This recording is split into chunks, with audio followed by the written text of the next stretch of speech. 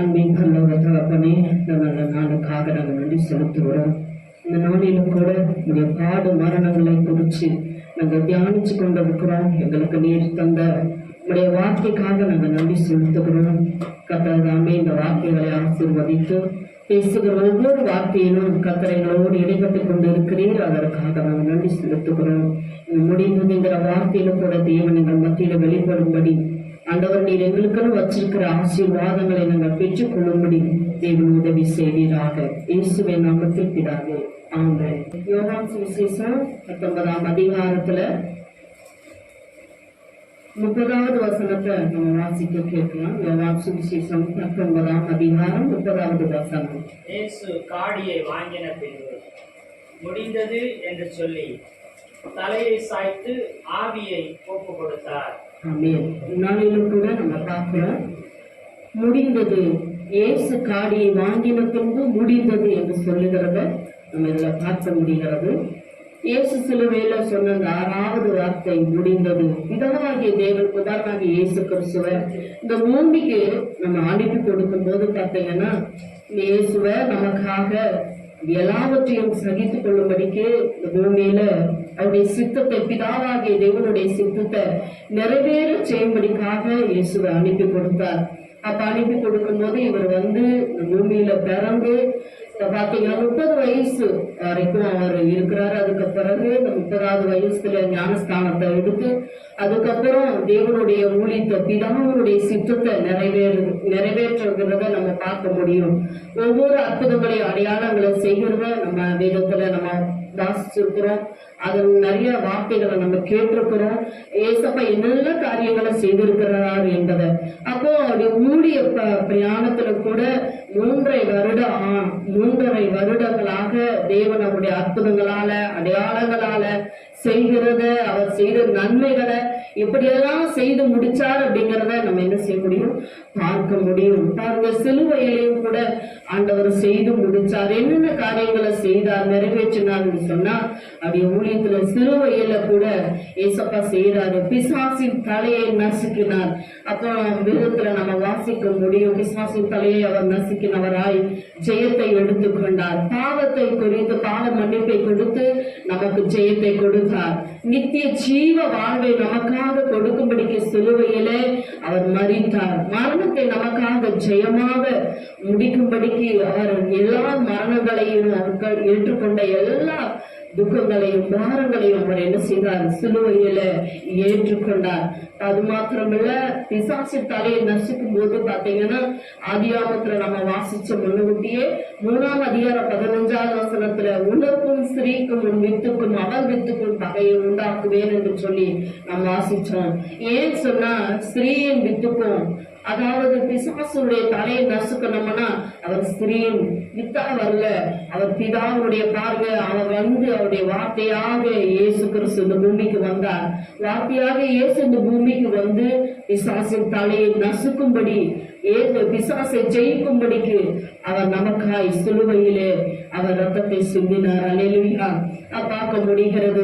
பாத்தீங்கன்னா முடிந்தது அப்படின்னு அந்த வார்த்தையில நிறைய அர்த்தங்கள் உண்டு.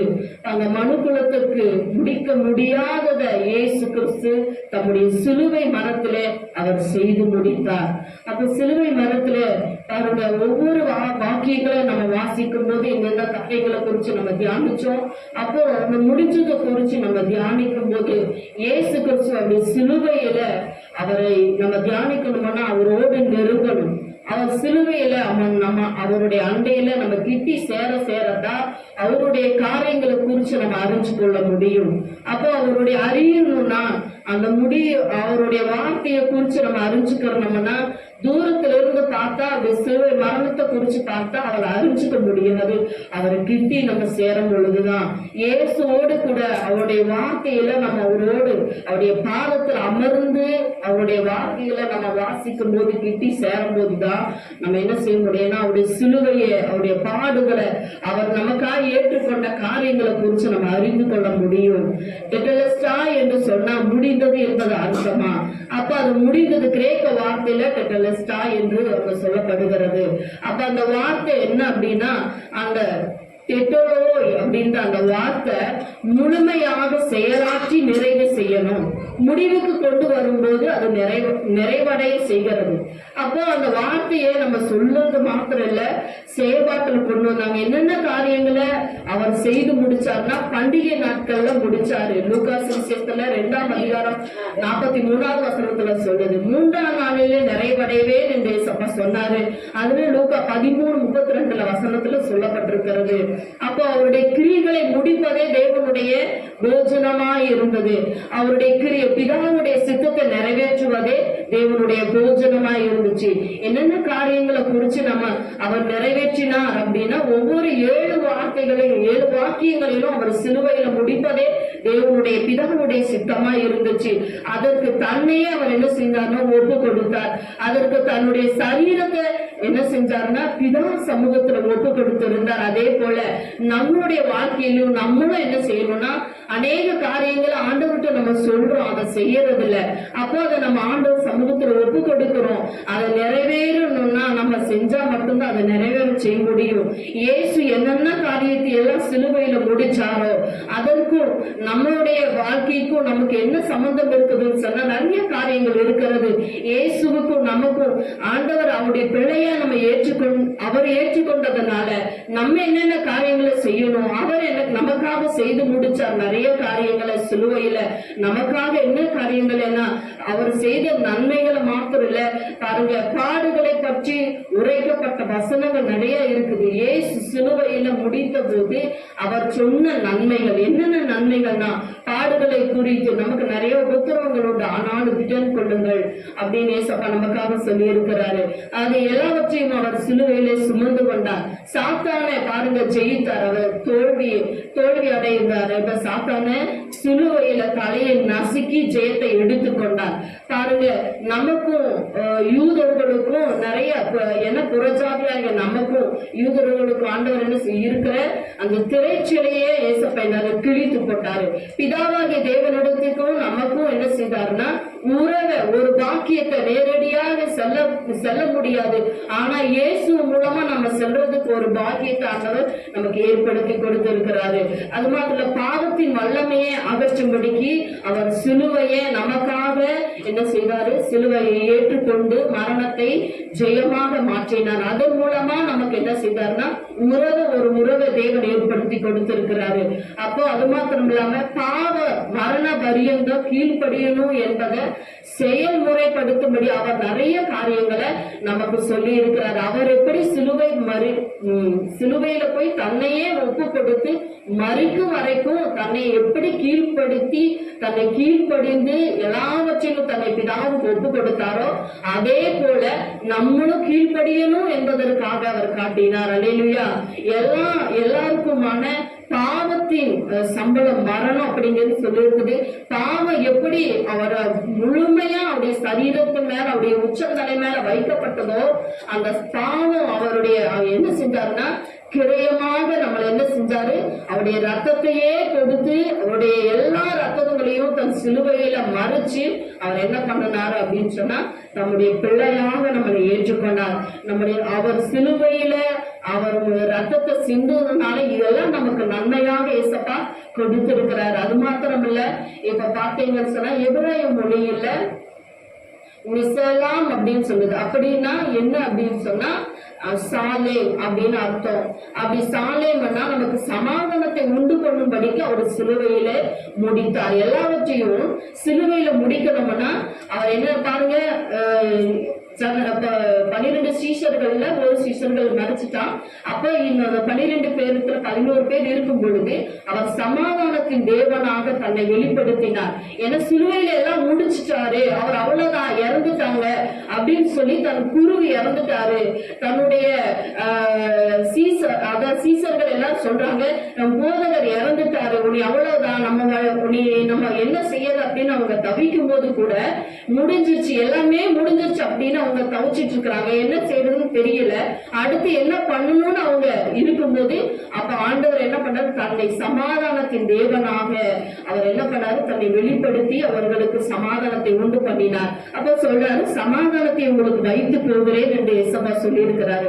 நம்முடைய குடும்ப வாழ்க்கையில கூட நிறைய சூழ்நிலைகள், வருத்தங்கள், பிரச்சனைகள் வரும்போது நம்ம சமாதானத்தை இழந்திருப்போம். அப்ப ஆண்டவர் சொல்றாரு, இல்ல நான் உங்களுக்கு சமாதானத்தை வைத்து போகிறேன். அப்ப அதே போலதான் சீசர்கள் நிறைய குழப்பத்தில் ஆண்டவர் மறைச்சிட்டாரு, ஆண்டவர் தன்னை விட்டு போயிட்டாரு. அப்ப அதாவது வந்து நம்ம கூட இருந்த குரு, நம்ம கூட இருந்த ரபி விட்டுட்டு போயிட்டாரு. உன்னை என்ன செய்யறாங்க, அவங்க தவிச்சிட்டு இருக்கும் போது, கலங்கி இருக்கும் போது, பயந்து இருக்கும் போது ஏசப்பா தன்னை வெளிப்படுத்தி சமாதான பிரபுவாய் வெளிப்படுத்தி, உங்களுக்கு சமாதானம், நீங்க பயப்படாதீங்க, நீங்க கலங்காதீங்கன்னு சொல்லி அந்த நேரத்துல என்ன பண்றாருன்னா தன்னுடைய வார்த்தைகளை அவங்களுக்கு பகிர்ந்து கொடுக்கிறாரு.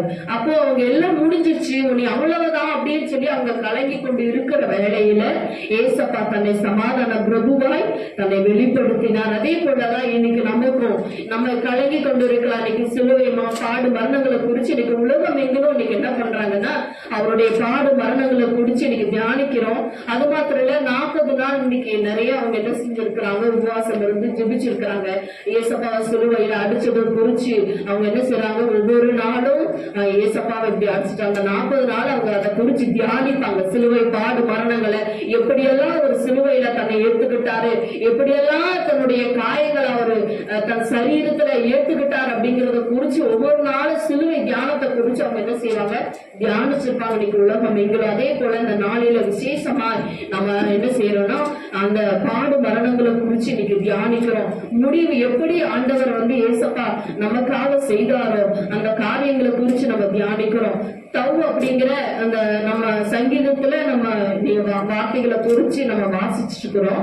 அப்போ ஒவ்வொரு வார்த்தையை குறிச்சு விளக்கமா நம்ம வாசிக்கிறோம். கடைசி வார்த்தை தவ் அப்படிங்கிற வார்த்தை அது முடிவை கொண்டு வருகிறது. அது அப்ப பாத்தீங்கன்னா முடிவு அப்படின்னா அது சிலுவையை குறிக்கிறது. அப்போ அது தவ் அப்படின்னா அது ஒரு அடையாளமாக, சிலுவை அதை குறிச்சு ஒரு அடையாளம், அது முடிவு கொண்டு வருகிறது.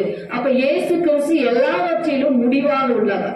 அத யாரால முடியும்னா இயேசுவை மட்டும்தான் அது சொல்ல முடியும், மற்ற யாராலும் சொல்ல முடியாது. ஏன் சொன்னா அதை முடிச்சவர், சிலுவையில அவர் முடிச்சது இயேசு கிறிஸ்து மட்டும்தான். மனுஷனாலே முடியாது, மற்ற எந்த தெய்வத்தாலேயும் அது முடியாதது ஒரே வார்த்தை ஏசப்பா முடித்து சிலுவையில முடித்து காட்டினார். பாருங்க, யாக்கோபு தன் பேர பிள்ளைகள் ஆசீர்வதிக்கும் போது, எப்ராயிமும் மனாசையை ஆசீர்வதிக்கும் போது தன் கைகள் என்ன செய்யறாருன்னா வலது கையை இளையவன் மேலும் இடது கையை மூத்தவன் மேலும் அதை வச்சு ஆசீர்வதிக்கும் போது, அதை ஆசீர்வதிக்கிற அந்த கைகளை வைக்கும் போது கூட அந்த கை எப்படின்னா தன் சிலுவை அடையாளமாக சொல்லப்படுகிறது. அப்போ அவர் ஆசீர்வதிக்கும் போது தன் பேர பிள்ளைகளை ஆசீர்வதிக்கிறாரு, வார்த்தைகளை சொல்லி கர்த்தருடைய தேவனுடைய வார்த்தையை சொல்லி ஆசீர்வதிக்கிறாரு. அப்போ அந்த கைகளை வச்சிருக்கும் போது கூட அது எப்படி அடையாளமா சொல்லப்படுறாருன்னா தன் சிலுவைக்கு அடையாளமா, இயேசு கிறிஸ்துக்கு அடையாளமாக, தன் சிலுவைக்கு அடையாளமா அந்த கைகளை வைத்து தன் பேர பிள்ளைகளை ஆசீர்வதிக்கிறத நம்ம பார்க்க முடியும். ஆதியாகமத்துல 48:13-20 வரைக்கும் நீங்க அதை வாசிக்கும் போது அதை குறிச்சு நம்ம அறிஞ்சு கொள்ள முடியும். அது மாத்திரம் இல்ல, ஆசரிப்பு கூடாரம் அப்படின்னு சொல்லும் போது கூட அதை வடிவமைச்சிருக்கும் போது அந்த ஆசரிப்பு கூடாரத்தை கூட அந்த பாளையம் இறங்குறதுக்கு முன்னாடி அவங்க இருக்கும்போது அந்த பாளையத்தை சுற்றிலும் மற்ற அந்த கோத்திரங்கள் 12 கோத்திரங்களும் என்ன செய்வாங்கன்னா அதை சுற்றிலும் இருக்கும்போது அது சிலுவைக்கு அடையாளமாக அதை குறிச்சு நம்ம வாசிக்க முடியும். அப்போ அது என்ன சொல்லுது, யோவான் 1:14 சொல்லுது, அந்த வார்த்தை மாம்சமாகி கிருபையினாலும் சத்தியத்தினாலும் நிறைந்தவராய் நமக்குள்ளே வாசம் பண்ணுகிறார். அப்ப அந்த நாட்கள்ல பாத்தீங்கன்னா அவர் ஆசரிப்பு கூடாரத்துல வாசம் பண்ணுகிற தேவனாய் இருந்து பொழுதிலும் இன்னைக்கு எனக்குள்ளே உங்களுக்குள்ளேயும் அந்த ஆவியானவர், அது இயேசு கிறிஸ்து நமக்குள்ள என்ன செய்யறாரு, வாசம் பண்ணுகிறவராய் இந்நாளிலே இருக்கிறார். அது மாத்திரமில்ல, நம்ம அவரை நமக்குள்ள ஏற்றுக்கொண்டதுனால, நம்ம அவருடைய பிள்ளையா இருக்கிறதுனால அவர் நமக்குள்ள, நம்முடைய இருதயம் அவருடைய தேவனுடைய ஆலயமா இருக்குது. அதனால அவர் நமக்குள்ள என்ன செய்யறாரு, வாசம் பண்ணுகிறார். அப்போ பாத்தீங்கன்னா இயேசு கிறிஸ்து மட்டும் முடிந்தது என்று அவரால் மட்டும்தான் சொல்ல முடியும், வேற யாராலே சொல்ல முடியாது. ஏசாயா 46:10 சொல்லி இருக்கிறது அந்த வார்த்தை, இப்ப பாத்தீங்கன்னு சொன்னா அவர் மட்டும்தான் முடிந்தது என்று சொல்லி இந்த சிலுவையில சொல்ல முடிஞ்சு. வேற யாராலையும் இந்த வார்த்தையை உச்சரிக்கவும் முடியாது, சொல்லவும் முடியாது. அப்போ தேவனுடைய வசனத்தை நம்ம அவர் எப்படி அந்த வார்த்தைகளை தன் மரண பரியந்தம் தன்னை பிடிச்சு கொண்டு பிதாவுடைய சித்தத்தை நிறைவேற்றினாரோ, அது போல நம்ம இன்னைக்கு இருக்கிற இந்த பூமியில நமக்கும் இருக்கிற அநேக காரியங்களுக்கு பிரச்சனைகள் உண்டு. நம்ம திடன் கொண்டு தேவனுடைய சித்தத்தை நிறைவேற்றுகிறாய், நீ ஊழியத்தை நிறைவேற்றுகிறவர்களாய் அவரவர்கள் மேல தேவன் வைத்திருக்கிற ஒரு காரியங்களை குறிச்சு, திட்டத்தை குறிச்சு, ஊழியத்தை குறிச்சு நம்ம அறிஞ்சு அவர் எப்படி தன் சிலுவையில முடிச்சாரோ, ஊழியத்தை செய்து முடிச்சாரோ, பிதாவின் சித்தத்தை எப்படி செய்து முடிச்சாரோ, அது போல அவர் வருவதற்கும் இல்ல நமக்கு மரணம் எப்படி இயேசுவை போல அவருடைய சிலுவையில அடிக்கப்பட்டாரோ, அவர் மரணம் வரைக்கும் எப்படி தன்னுடைய ஊழியத்தை நிறைவேற்றி முடிச்சாரோ, எப்படி அவருடைய சித்தத்தை பிதாவுடைய சித்தத்தை நிறைவேற்றி முடிச்சாரோ, அதே போல நம்ம மேல வச்சிருக்கிற அந்த திட்டமும் அந்த நோக்கம் நிறைவேறும்படி அவர் வருவதற்காகவோ இல்ல மரணம் நம்மளை சந்திப்பதற்கு முன்னமாகவோ நம்ம என்ன செய்யணும்னா அவருடைய சித்தத்தை அவருடைய திட்டத்தை நம்ம என்ன செய்யணும்னா நிறைவேற்றணும். நம்ம மரிக்கும் போது நம்ம எப்படி மரிக்கணும்னா அவருடைய சித்தத்தை நிறைவேற்றி ஓட்டத்தை முடித்து விசுவாசத்தை காத்துக்கொண்டு என்று சொல்லி பவுல் சொன்னதை போல நம்மளுடைய வாழ்க்கையிலும் நம்ம அப்படி செய்து முடிக்கிறவங்களா நம்ம காணப்பட வேண்டும். அப்படி இருக்கும்போது அவருடைய சித்தத்தை நம்ம நிறைவு செய்யும் பொழுது அவர் நிச்சயமா நம்ம மூலமா அவர் சந்தோஷப்படுவார். அல்லேலூயா. நம்ம பரலோக ராஜ்யத்துக்குள்ள போகும்போது நம்ம மாத்திரம் தனியா போய் நிக்க கூடாது. நம்மளோடு கூட ஒரு கூட்ட ஜனங்களோடு, நம்மளோடு கூட நம்ம விசுவாசித்த, நம்ம சந்தித்த, தேவனுடைய ஆலயத்துக்கு கொண்டு வந்த ஜனங்களோடு கூட நம்ம போய் நிற்கும் போது அவரும் சந்தோஷப்படுவார், நம்மளும் சந்தோஷப்பட முடியும். அல்லேலூயா. முடிந்தது அந்த வார்த்தை நம்மளும் செய்து முடிக்கும் போதுதான் அந்த வார்த்தையை நம்மளாலையும் சொல்ல முடியும். ஏன்னா பவுல் சொல்லும் பொழுது கூட சொல்லுவாரு, ஏன்னா எல்லாவற்றையும் செய்து முடிச்சுட்டு அவரும் சொல்ற தன் ஓட்டத்தை முடிச்சுட்டேன், தேவன் எனக்கு கொடுத்த திட்டத்தை நான் நிறைவேற்றிட்டேன், என்னால முடிஞ்ச அளவுக்கு இயேசுவுக்காக என்னால எதையெல்லாம் செய்ய முடியுமோ அதெல்லாம் நான் செஞ்சுட்டேன்னு அவர் பவுல் சொன்னது போல நம்மளும் சொல்லணும்னா நம்மளும் தீவிரமா, அதாவது வேகமா இல்ல தீவிரம், மிக தீவிரமா மிக வேகமா நம்ம என்ன செய்யணும், தேவனுடைய சித்தத்தை செய்யறவர்களா நம்ம காணப்படணும். அப்பதான் அவருடைய சித்தத்தை நம்ம செய்து முடிக்க முடியும். ஏசு எப்படி சிலுவையில அதை முடிச்சாரோ, சிலுவையில எல்லாவற்றையும் அவருடைய திட்டத்தையும் அவர் நோக்கத்தையும் அவர் சித்தத்தையும் பிதாவுடைய விருப்பத்தை எப்படியெல்லாம் சிலுவையில சுமந்தாரோ, எப்படியெல்லாம் அவர் நிறைவேற்றினாரோ, அதை நிறைவேற்றினாலும் நம்மளும் என்ன செய்யணும், சில தியாகங்கள் சில காரியங்களை நம்மளும் இழக்க வேண்டியதா இருக்கிறது. அப்படி இழந்தா மட்டும்தான் அதை செய்ய முடியும். ஒரு விசைக்கூட தலைகளை தாழ்த்தி நம்ம செபிக்கலாம். ஹல்லேலூயா. கர்த்தர் நம்முடைய சிலுவையில எல்லாவற்றையும் நமக்காக செய்து முடிச்சார். சில நன்மைகளை செய்தாரு, அது மாத்திரம் நன்மைகள் நமக்காக செய்திருக்கிறார். நம்ம தேவனுக்காக என்ன செய்யணும், நம்ம என்ன தேவனுக்காக அவருடைய ஊழியத்தை அழித்து போற ஜனங்களுக்காக நம்மளும் ஊழியத்தை செய்து முடிக்கிறவர்களாய் பவுலை போல அவருடைய திட்டத்தை நிறைவேற்றுகிறவர்களாய் நம்ம காணப்பட வேண்டும். அப்படி நிறைவேற்றினா மட்டும்தான் இயேசுவோடைய அப்படி சித்தத்தை நிறைவேற்றினா தான் அவர் விரும்புகிறபடி நம்ம செய்யும் பொழுது அது நிறைவடையும், அது முடியும். தேவனுடைய ராஜ்யம் இன்னும் முடியல, அது இன்னும் இருக்குது. அது முடியணும்னா அவருடைய திட்டத்தை நம்ம நிறைவேற்றணும். இன்னும் காலம் அவருடைய வருகை வர வரைக்கும் அவருடைய சித்தத்தை நிறைவேற்றக்கூடாது. மேல் விழுந்த கடமை நம்ம செய்யணும். அப்ப செய்தா மட்டும்தான் அந்த ஊழியம் நிறைவடையும். ஹல்லேலூயா. இயேசுப்பா, இந்த நாளில் கூட அவருடைய வார்த்தையை ஆண்டவரே பகிர்ந்து கொடுக்கும்படி தேவன் கொடுத்த கிருபைக்காக நாங்கள் நன்றி சொல்லி செபிக்கிறோம். கேட்ட ஒவ்வொருத்தருடைய இருதயத்துக்குள்ளேயும் இயேசுப்பா உம்முடைய வார்த்தை ஊடுருவி பாய்ந்து ஆண்டவரே இந்த ஊழியங்களை செய்வதற்கு எங்களை தகுதிப்படுத்தி இன்னும் தீவிரமாய் மகா தீவிரமாய் ஓட எங்கள் கால்களை போல மாற்றும்படிக்கு நாங்கள் செபிக்கிறோம். எங்களை பார்த்துக்கிறோம். உங்கள் சமூகத்தில் எங்களை ஒப்புக் கொடுக்கிறோம். உங்க நாம மாத்திரம் மகிமைப்படட்டும். இயேசு கிறிஸ்துவின் நாமத்தில் செபிக்கிறோம் நல்ல பிதாவே.